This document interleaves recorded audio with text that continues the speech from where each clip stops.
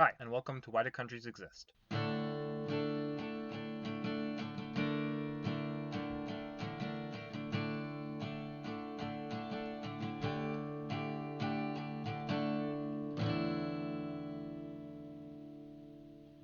So here is another side episode before I go into the Argentina episode. Today I'm going to talk about the difference between federations and unitary states. Both generally are systems on how states should be organized and how the central government relates to the smaller local or regional governments. I kind of wanted to talk about this because it relates a lot to Argentina history between those who preferred a unitary state and those who wanted a federal state. So in theory, a unitary state is a state where if there's a disagreement between the central government and a smaller regional government, the central government has the constitutional power to overturn that decision. So for example, let's say a regional government wants to legalize marijuana. If the central government does not want to legalize marijuana, the central government can force that smaller local government to keep marijuana banned. In a federation, the situation is a little bit reversed. While regional governments don't have more power over the central government, they're generally seen as being equal with the central government.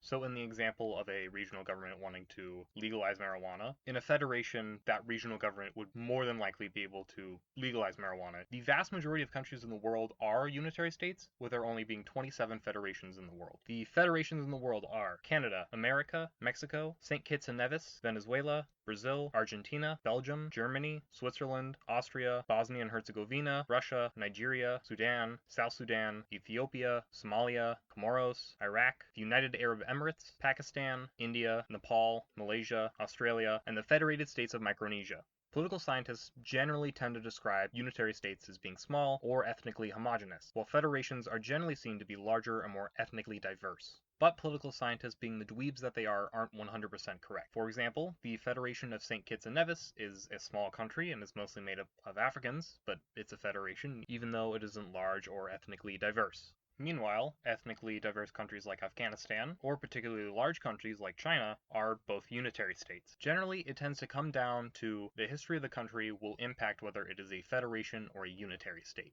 So for example, most of former French Africa are made up of unitary states, mainly because France was a unitary state and they kind of imported that system of governance onto those countries. Meanwhile, in Germany, the various fighting between different German states led to it being a federation so that they all could come together. Now it's important to note for federations they often have different territories and these different territories have different powers given to them. This is called asymmetric federalism. For example, Russia has 6 different kinds of political units which are all equal federally but different. There are oblasts, the most basic unit, republics, which tend to have a specific ethnic group who have their own unique constitution, language policy, and national anthem, krais, which were historic frontier regions but essentially today operate as oblasts, autonomous okregs, which have their own indigenous ethnicity like the republics, although they tend to be reserved for northern indigenous peoples. There are federal cities which act essentially as an oblast despite their small size, and finally there is the autonomous oblast, which there's only one, and it is the Jewish autonomous oblast, which serves as a place for Russian Jews.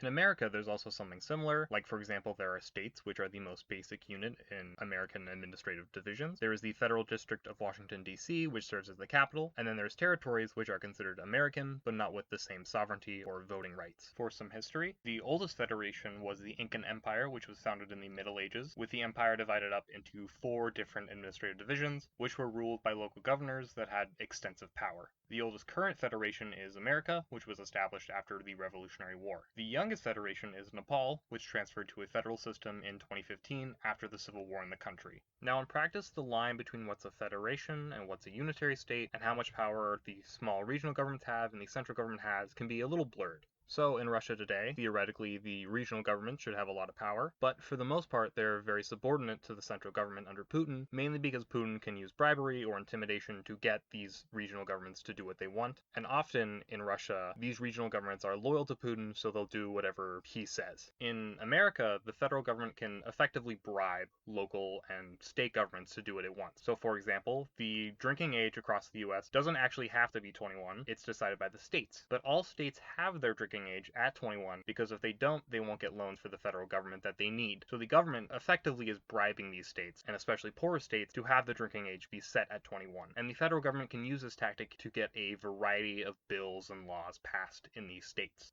Now, on the other hand, unitary Spain has effectively given enough power to its autonomous communities that these regions more or less are as powerful as in the federal government. So, for example, we see this constantly in the states of Catalonia and the Basque region, where nationalists are constantly trying to vie for greater power in these states. In the UK and Denmark, certain regions of these countries hold considerable power and can challenge the central government on policy as it sees fit. So in UK, there are devolved governments in Northern Ireland, Scotland, Wales, and London, and in Denmark, there's devolved government in Greenland and the Faroe Islands. So the line between what is a unitary government and a federal government often isn't so binary, and usually there's a more complicated story in the mix.